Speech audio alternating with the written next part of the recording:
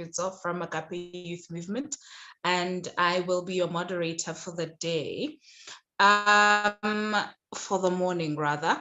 Thank you to everyone who's joining in. The conversation today, we're speaking on media literacy. And over the past few years, oh my God, it's been 2 years now since we've been in the thick of the pandemic. We've seen how media has changed the look and feel of our lives, but more importantly, for school children and how that has affected them. So without wasting any time, I think we can go into the next item. Those were my opening remarks. I hope everyone is well. I hope my colleagues are ready from Agape Youth Movement, and if they are, they will have the floor as soon as I switch off my mic. Tsetse, are you okay? Are you good to go? Yes, I'm good to go. Thank you very much, Matsepo. Right. It's a bit odd that we have no one to welcome us. We have welcomed ourselves. Okay, thank you very much. I hope everyone is well. My name is Matsetsevale Wagatliane from Agape Youth Movement, an organization that implements school-based program to activate children or learners' participation and youth engagement on issues that concern them. We see ourselves as one of those agents that are working with government. We are an implementing partner to the Department of Basic Education on core curricular interventions through which we implement programs with multiple topics. And one of the areas that we are working with learners, one of the very areas through which we activate the participation of learners is in the area of media and advocacy, because we believe that one of the ways through which we can achieve the attainment of children's rights is to enable children to express a voice on matters that concern them. One of the ways through which we can achieve that, it is to give the learners, it is to give children the capacity to do that in a way that is safe, in a way that is responsible, and in a way that would not jeopardize their future, because we understand that the media, or rather with the fourth industrial revolution, with a lot of online-based platforms that are engaging a lot of our children, places on which most of our children and learners are spending most of their time. We understand the dangers that exist there. And the context on which we are having the conversation today is around media literacy and how we activate children and learners to play their part, utilizing media as a tool. So one of the first things that we would do, we are also an implementing partner of the Web Rangers initiative of Media Monitoring Africa, that is also backed up by quite a number of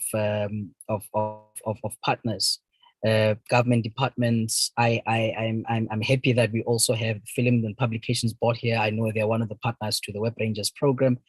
And there's Google South Africa. So there's quite a number of interventions there. Now, let me not come here and try to speak on behalf of the children. There's a short video that I'd like to play that would give, in essence, an overview of what this program is all about. And I'll come back just to touch on a few points around the program. And then I'll hand over back to Matsepo.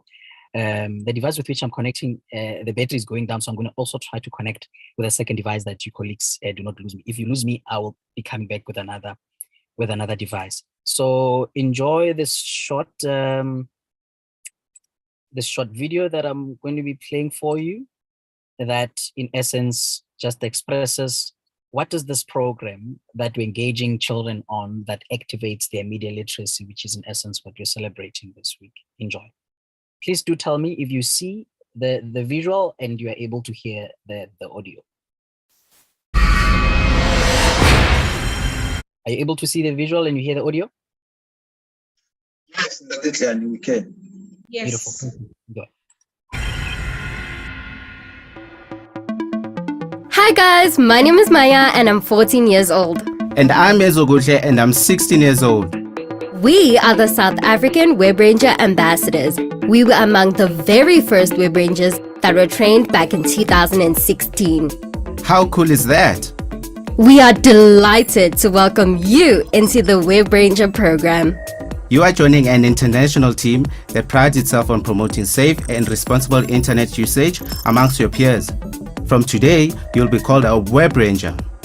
The Web Rangers program will equip you with critical skills and knowledge around online safety.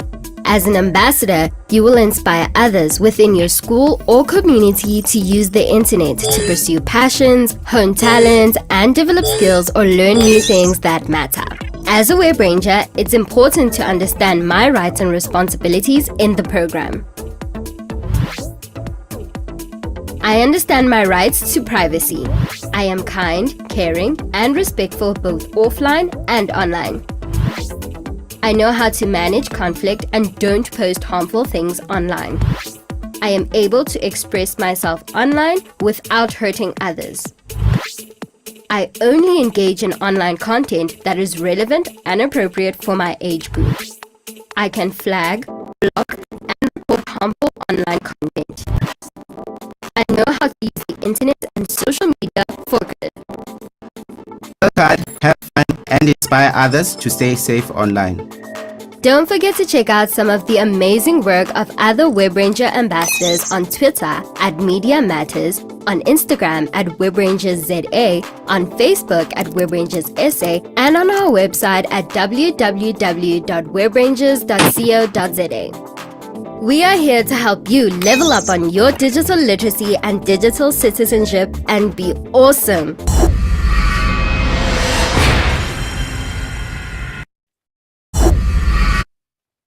Thank you very much, colleagues. That is a brief video, just to showcase one programs that Agape is an implementing partner on.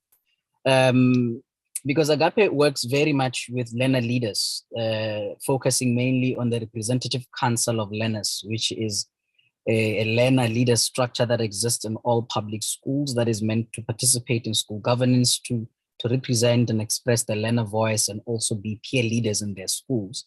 And it is through this intervention that we activate their ability to utilize media and to understand how is it that they have to be safe. So this program, colleagues, is a program that created a movement of young people across the country who through their knowledge and skills are able to create innovative campaigns that are in their schools, that are at their level, to bring awareness about online safety issues, to engage meaningfully with policy formulation and bring about positive change in the online world or in the media space. So it's one of the tools through which we activate the learners to be champions, to ensure that their peers are able to utilize media. They have the relevant, skills. They have the literacy with which they can utilize these online platforms that are in most cases very much unsafe. And as I mentioned, that it is a movement of young people. It is not only in South Africa, it is an international digital literacy program that is designed to allow these young people to gain critical skills, because you'd imagine how tricky the online spaces are. And if we don't equip the learners with the critical skills and knowledge around online safety and media literacy, and it is through this process that they are able to utilize the skills to create innovative campaigns. We don't just give them the skills and the online literacy or the media literacy and we leave them at that.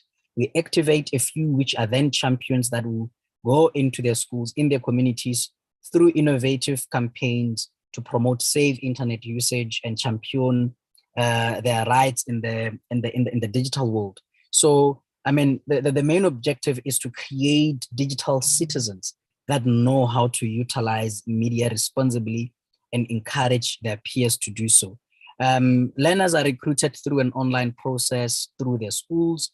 They complete a form to see if they qualify, and they go through a verification process with parents receiving communication via SMS or email.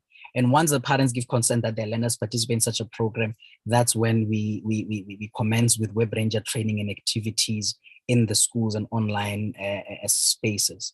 So, I mean, the Web Rangers, there's a policy that it contributes, Article 12, a platform to mainstream child participation into important national discussions around internet governance and allow children the opportunity to engage meaningfully and critically in discussions around policy formulation, policy regulation, freedom of speech, access to internet, and governance. So colleagues, since the inception of this program in 2016 in the country, we've trained over 1,158 Web Rangers. The moment they come into the campaign, they identify themselves as Web Rangers. If you remember, I mean, in our times when we were still watching cartoons, we used to have Power Rangers, which were,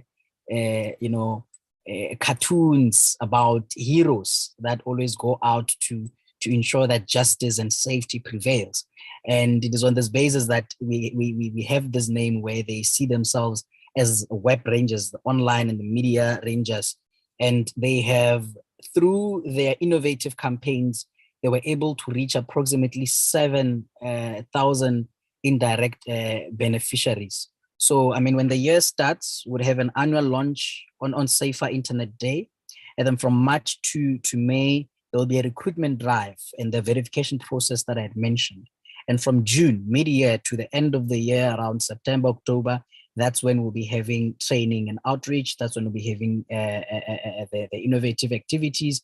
And that's when we'll be having a closing award ceremony where we'll be incentivizing and recognizing the beautiful work that the learners have done in their school. So in a nutshell, colleagues, the objectives of this intervention that we have plugged into as Agape Movement is to improve the learners' digital and media literacy skills and ensure that they can develop into active digital citizens, is to create and promote awareness around safety and the responsible use of internet so that they are empowered to take ownership of their digital footprint.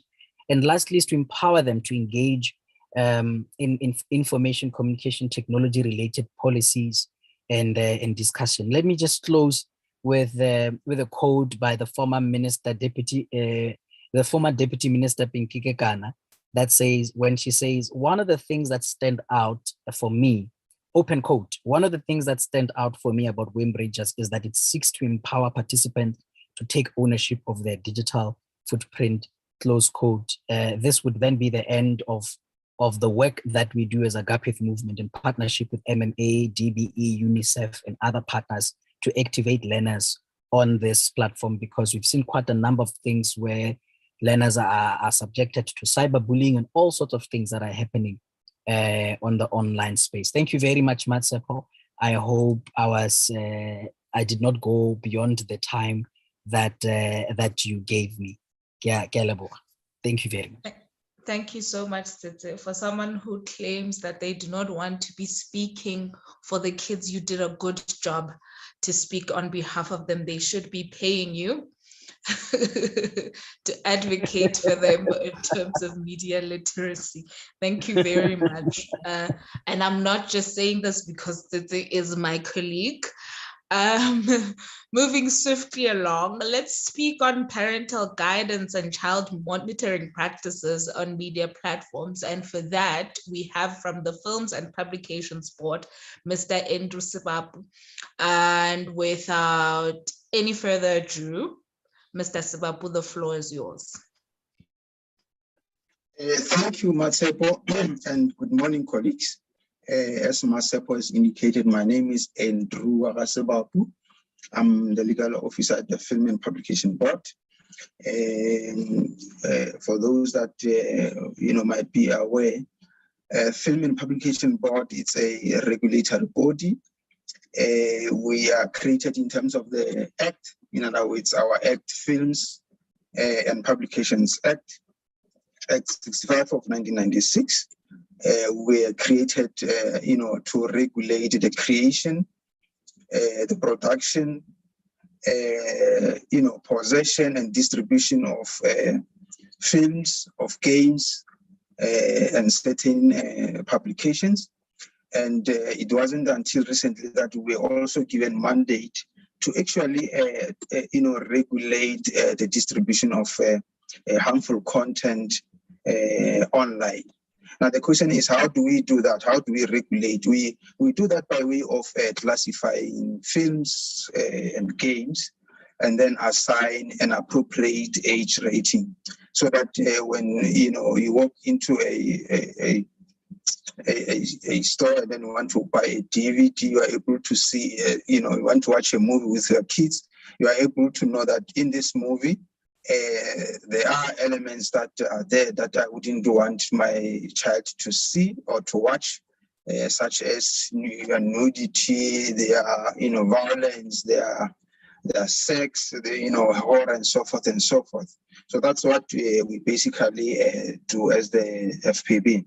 Now, the objective is actually to provide consumer advice to enable adults to make informed choice for themselves or for children in their care when it comes to viewing of games or playing of viewing of movies or playing of games.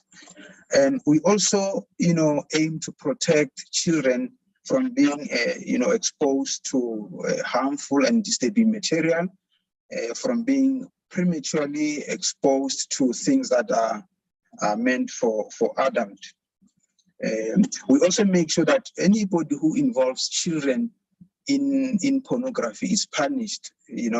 Anybody who exposes children to pornography is punished by law.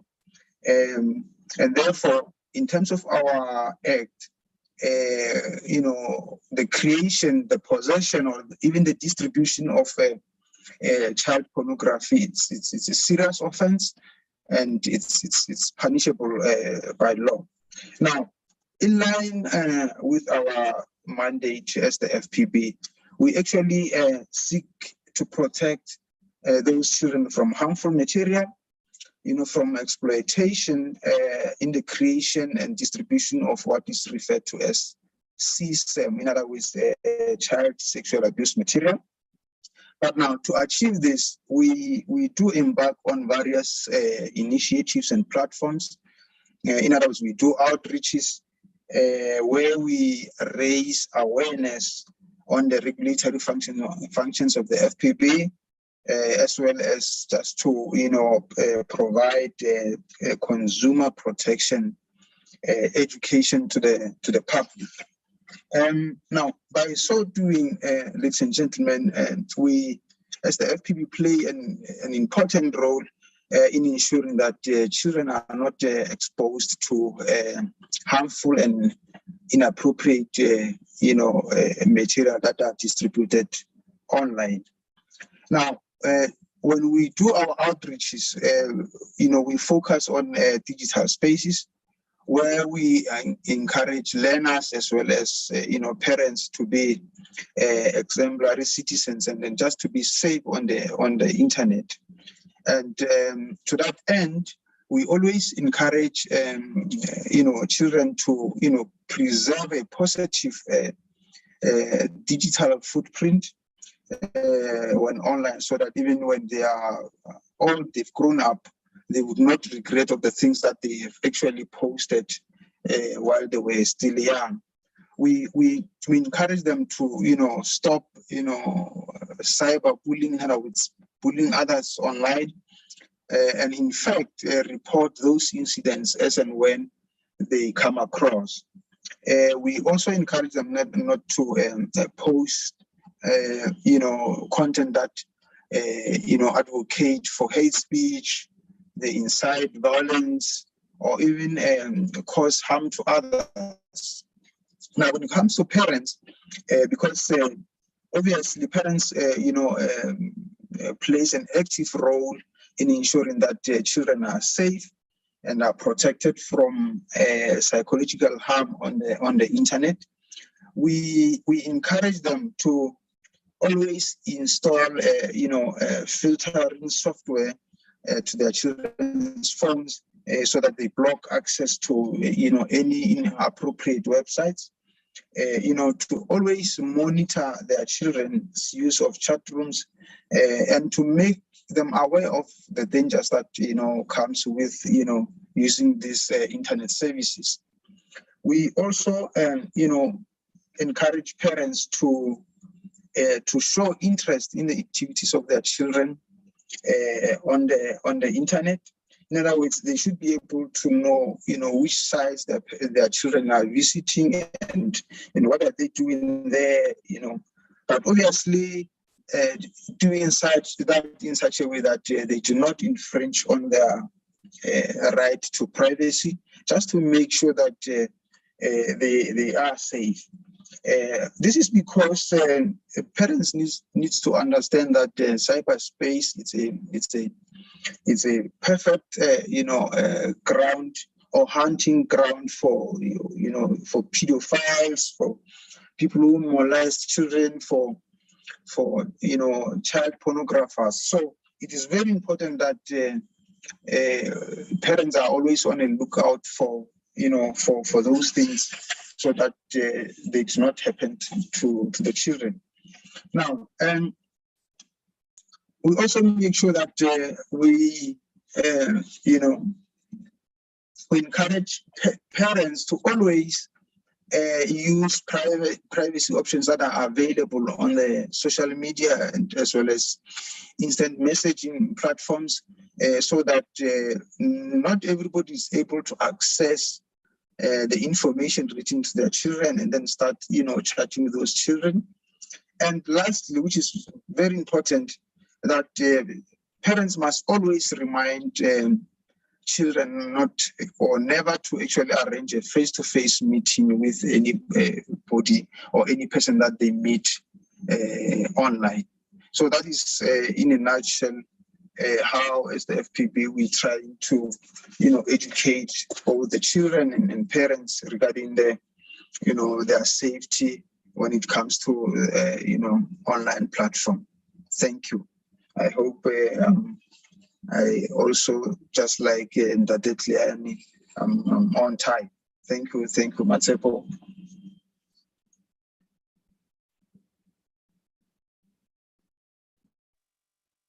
If you hear me being silent, know that I'm unable to unmute my mic. Thank you so much, sir.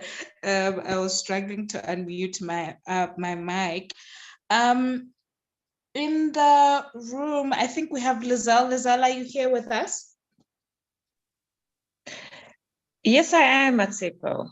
It would be lovely to hear from you as someone passionate about children's rights, and in your own, capacity in the GCIS. It would be wonderful to hear what your views are and how in media literacy do you think we can advance, children's rights and so on.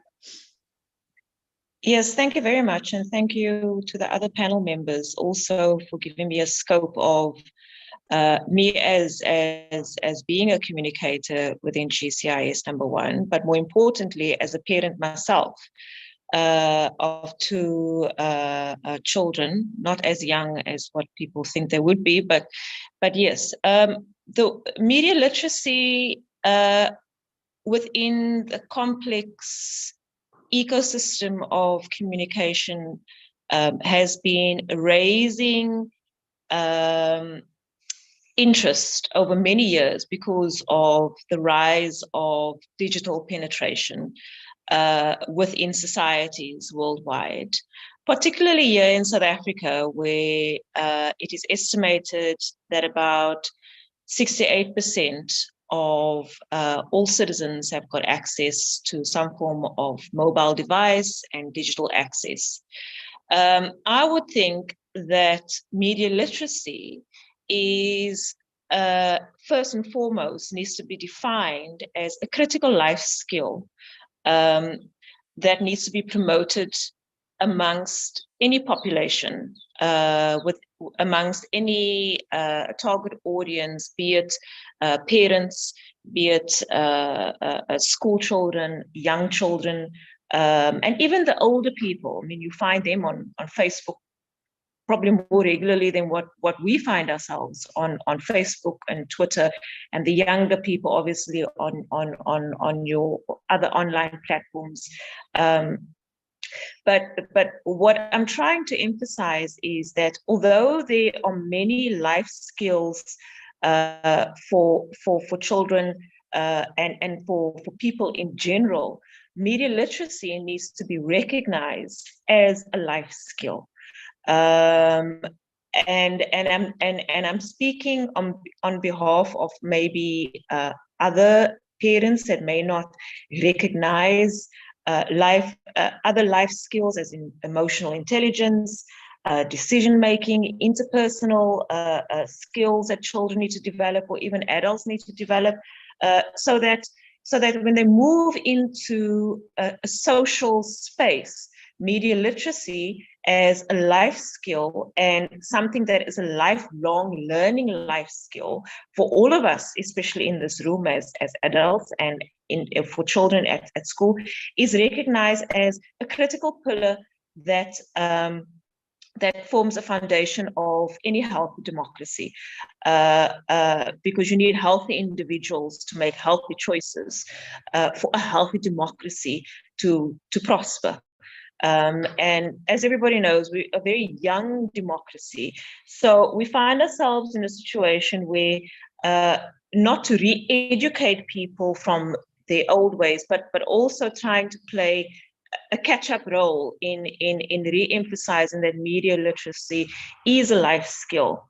And from a parental point of view, I think what is very important is if you recognize that as a parent, you have got a role to promote healthy eating habits amongst your children or your child that you have, then you should also be able to recognize that your children or any children that you find yourself in the company of should be able to give the opportunity, should be able to have the opportunity to learn the healthy skills of media habits. Having healthy media habits is important for any child, and it's important for any parent to recognize it as a healthy habit, as much as what they recognize eating habits, physical habits, healthy social habits, healthy media habits within any home and within any social environment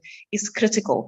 And I think that is where we should try and steer ourselves as policymakers, as adults, as people who work in the communication environment, and recognize that it's more either you have an unhealthy view of media literacy, and you need help in trying to form a healthy skill set on how you approach media, how you consume media, how you critically think, how you problem solve on those areas, how you feel less bullied because you have got access to those kinds of skills that make you more competent in making the decisions to decide whether or not this is good and healthy for yourself as an individual, or whether it is unhealthy and it's not good for you. So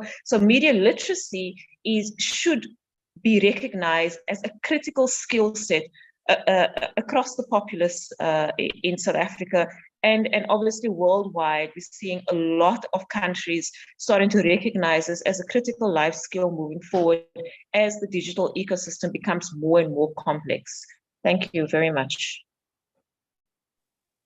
Thank you so much, Lizelle. I'd just like to say that I enjoy very much that perspective and of like media literacy being a life skill, because I think often enough we take for granted just how much we live on the internet and how much, how much of the internet children or, young adults and even us, like perhaps what you can call like older people, consume the media. And I love the idea of it being a life skill. And I think, more to that, I think you would have something to weigh in on media being, a life skill in the 21st century, especially in the context of, being in COVID, where we saw a lot of things not happening, but because of, the ability to use media, a lot of things did happen rather. Tsitsi? Thank you. Before I come in, can I kindly request, I joined with a second device. I think I'm not a host, so I'm not able to activate my video. In the name of media literacy, we will wait for you. I think now I'm on. Thank you very much, colleagues. And I can't agree more with the colleagues that came in. And what I hear is that the issue of media literacy is a collaborative issue that is a developmental issue that should be prioritized, and our children, our learners, should interact with as they're growing, so as to be able to participate and navigate through the spaces in which they exist. I mean, this week, Matsepo, I'll come to your question, but this week of media information and literacy, in essence, it is meant for us to stop for a bit and reflect on the amount of work that has been done in this regard. And our conversation is also meant to then look at it from a point of, as far as children are concerned, how well are we doing, or how well should we do with regards to ensuring that learners or children are media literate in a way that would give us comfort. And as the conversations were going, one concept that came up for me is the digital divide, which is a concept that wants to express the inequalities that exist in the information communication technology side of things, and the issue of media literacy, to a certain extent, or to a larger extent rather, is a developmental issue. It is not a luxury for people to be media literate just so that they're able to navigate themselves through media content, media platform. It, at the end of the day, also answers the question of development outcomes. When we strengthen our efforts to literate young people, children, or everybody on media, we are in essence achieving a development outcome. And if we don't do that, we might not actually not enhancing or nourishing humans, people, to reach their full potential. So it should also be looked at from that point, where for people to live the lives of their choice, one of the things that they need is media literacy. Which also in some instances would get them to participate in democratic process, because you've seen how the society is moving. And if you don't get people to ride on this wave, they might be left out of processes. And also, it is, yes, a life skill, and it is on this basis that we as Agape Movement and other partners, we are doing the programs that we are implementing in schools with children, because we understand that there's no way we can run away from it. I usually joke when I do media literacy workshops with the learners that I don't know how life would be when they are full adults, where they'll be leading households, because chances are the media or online platforms might be taken over quite a number of things. And if there's one thing that they need to do in order to survive in the next world, is to understand basic things such as media literacy, and start making use of media platforms. How to better use of media platforms to strengthen yourself. I tell them that the children that we have today are the most powerful generation of children that we've ever had in the history of humanity, because these are the children that have at their fingertip access to every information that can get them to do things at a younger age that some of us would have normally been able to do when we're in our mid-20s or mid-30s. Just look at how with COVID, a lot of children were not even able to go to preschool, but we had children that were born in 2020, right in the middle of the pandemic, but they were able to utilize their parents' tablets to interact with numeracy and literacy content. Now they know how to spell, how to count, all of those things, but they've never set foot in a preschool. So these are just some of the things that show that we can't run away from it. And if we as parents don't invest in ensuring that they're safe on these spaces and they know how to utilize them, we might lose our children. Sometimes when I visit some of the schools, you would sit with principals and they'll tell you how some of the challenges in the schools involves phones. Some of the children in class, they're not focusing because they spent most of their time on social media. So there are also those other things that we might want to orientate our children on. And lastly, the last important issue is they need to understand the amount of power that media has. So they're able to create content responsibly and assess content that comes to them, and also disseminate content that they believe has ticked all the boxes that they think is not biased or it will not jeopardize anyone if they're to receive it. Thank you very much, Matsepo. Thank you so much, Tsetse. And I think speaking to that, I don't know if, that this you would have anything more to add, on how, we can express media freedom fairly and ethically. And I think it would be from firstly a knowledge point of view, and how do we all then, disseminate that information? What are the channels, available to us? What aren't we doing as a society that we could be doing more of,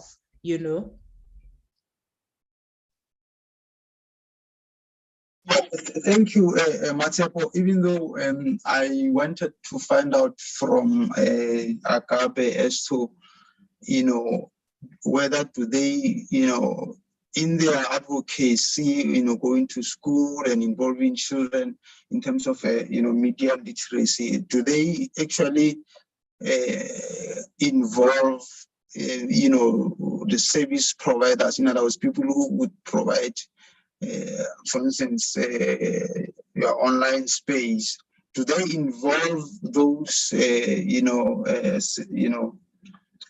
people or service providers, just to ensure that, because there's one thing for, for children to be, responsible and use the, the media responsibly, but it's another thing when you have, you are pedophiles who would still take advantage whenever they see that children might be online, and they start chatting with them as if they are their peers, in order to lure them.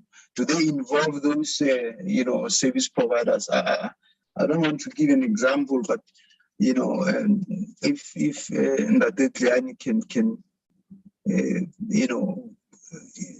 share some light on that one. And that is, Babu, when we speak about service providers, would mean like your social media platforms. Are we talking about those ones? Exactly. Beautiful. Yes. As I've expressed earlier when I was presenting the web rangers, you heard that there's a part through which the learners are activated to participate in policy making processes through which they engage with decision makers in the space. That is one of the ways through which they express their voice on issues that concern them, with media being one of them. So there's quite a number of roundtables that would organize with selected learner representatives that would come around the table, and would have Google around the table, would have Facebook around the table, would have Instagram South Africa around the table, where they listen. They don't come in and talk. They listen to what the learners are saying in order to to go and amend or take those inputs into their policies. I mean, just as an example, Agape Youth Movement was started in 2009. When we created our social media platforms, we'd create it not as an organization, but as an individual, because you know how we set up the back end of social media platforms. So someone, when they put in the birthday, because sometimes they will ask you things like, what is the birthday? They put 2009 because the organization started in 2009. Recently, Instagram activated policies that deactivates all accounts on Instagram that are of, where users are 13 years and younger. And it was a very strict policy that you will not even be able to activate that account. It is not suspended, it's totally deleted. And through some of the systems that they have in place, you are not even able to open another Instagram account with an email from a similar domain with a name that is similar to the account that they canceled. And when we were still trying to grapple with that issue, we realized that social media platforms, the service providers, are really starting to respond to some of this, advocacy conversations that are meant to get them to change some of the policies in order to save, guard children and their participation on online spaces, where if you're younger than this age, you can't participate on online media. The platform does not ask you, it closes you out. And these are some of the platforms that we've created for learners to express their voice in that regard. Thank you very much. I saw Matsepo went out and came back. I'm not sure if she still has the functionalities to speak and have a video. So Matsepo, I am back. Thank you very much.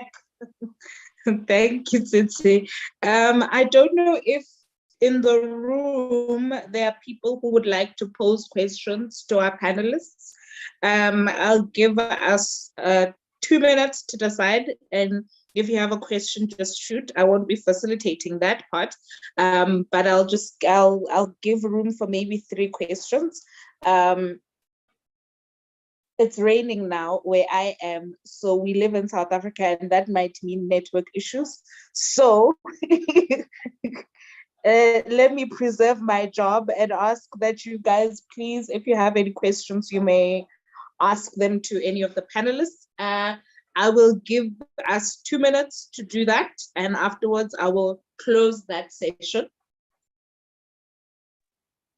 Yeah, I think they can type on the Q&A. They wouldn't be able to switch on their microphone. Wonderful. Yeah, so there's a Q&A section there where people can just can put in their questions if colleagues have questions, and we'll be able to get them on this end. And I hope we're still doing well with time. We're left with about 9 minutes, I believe.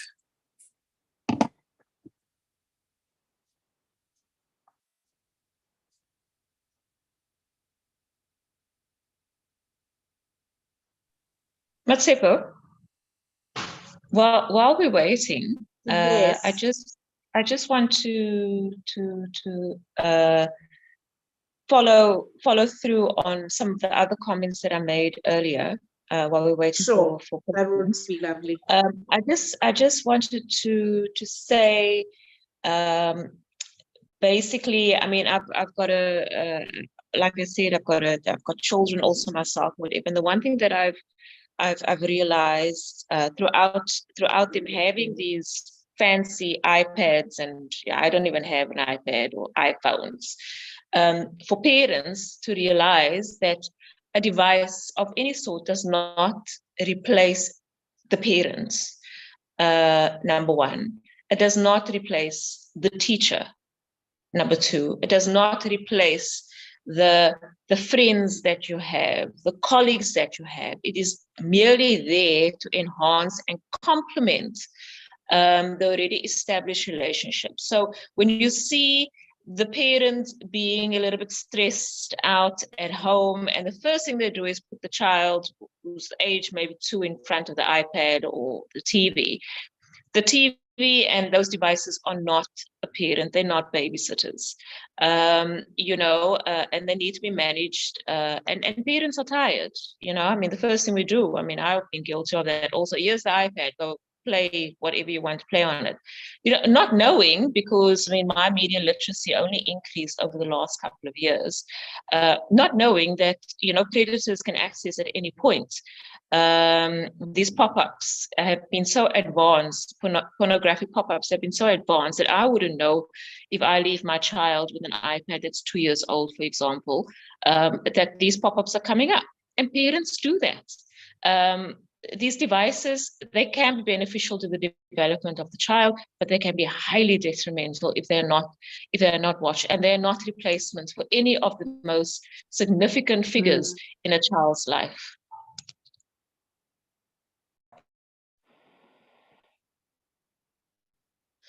Thank you, Liza. I think you raise an important point that even with the life skill, there still needs to be you know, intentional and concerted effort from the parents. And I don't know if going back to Ntate and then we'll be closing this, if he can weigh in on that, like what are the tools available to parents if a parent wants to learn more on, you know, media literacy and specific to all the ethical issues involved? What can one do in their capacity as a parent?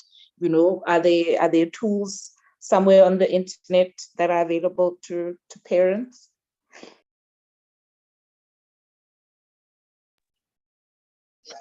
Thank you, Matsepo. Now I'm going to speak in relation to our act. Especially Absolutely. that Liza mentioned the issue of, for example, pornography. Now, in terms of our act, it's a criminal offense to expose children to pornography, and then we are saying that. Specifically, if there is any distributor or, you know, anybody who distributes pornography online, firstly they must be registered with FPB, and then they submit those material, you know, for classification, because of course pornography it's legal in South Africa, but there are conditions for, you know, distributing such content. For an example, these people or the distributor must ensure that no one below the age of 18 access such content.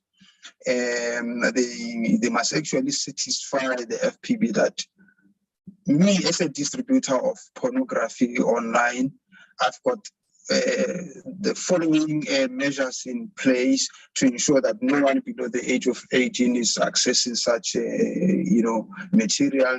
They can even, you know, if they are selling the material, they can actually sell and people buy by way of a credit card, you know, noting that no one below the age of 18 can have a credit card.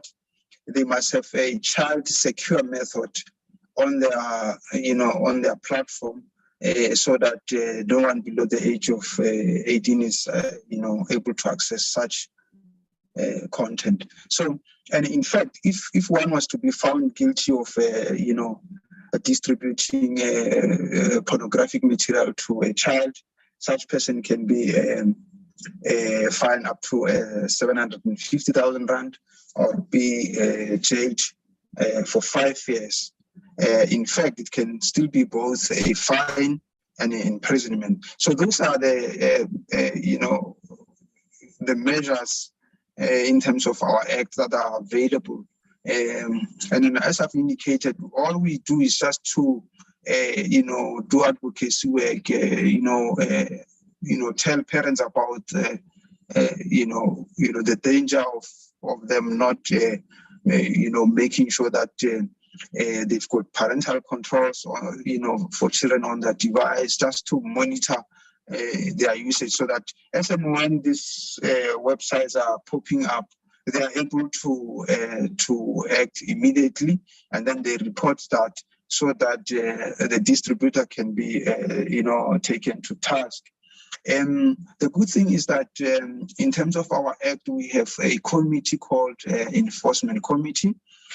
This committee is chaired by a retired judge, and it has got other 4 members. This is the committee that has the power to investigate any non-compliance with our act. It is able to impose fines, and it can actually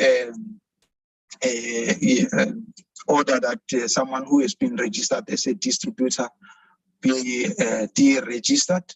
It can actually, refer a non-compliant issue for prosecution. So those are the measures in place just to ensure that no one is actually, or anybody who contravenes our act is actually brought to book. Thank you.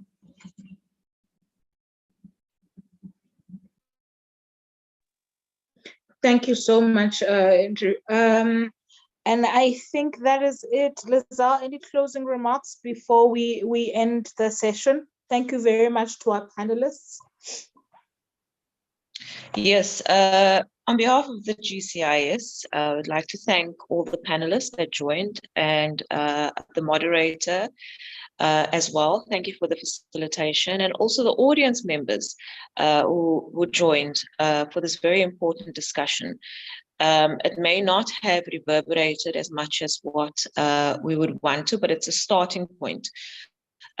Discussions, debates, policy changes always start at a starting point. And the discussion around media literacy, policies around media literacies, this webinar has been recognized as the starting point of further discussion about how such an important skill set should be included in probably curriculums moving forward, our social structures, our government institutions, and every aspect of our lives, because every aspect of our lives is becoming dominated by the digital ecospace. However, it should not be overcome by that ecospace.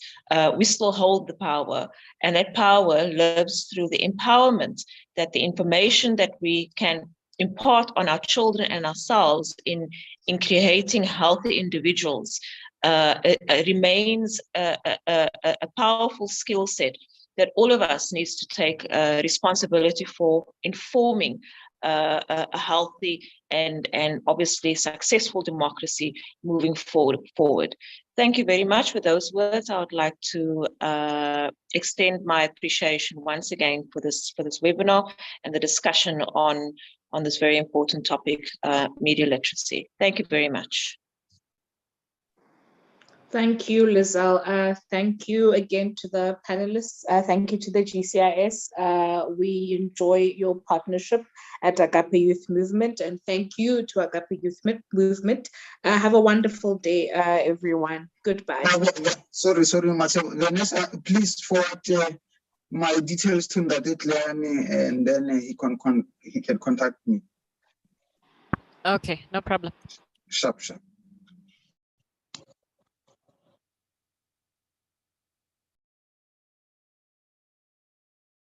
Sorry about that, Matsepo. You can continue. No problem, Vanessa. I was just saying goodbye to everyone. That's it. All right. Thank you. Thank you, colleagues. Goodbye.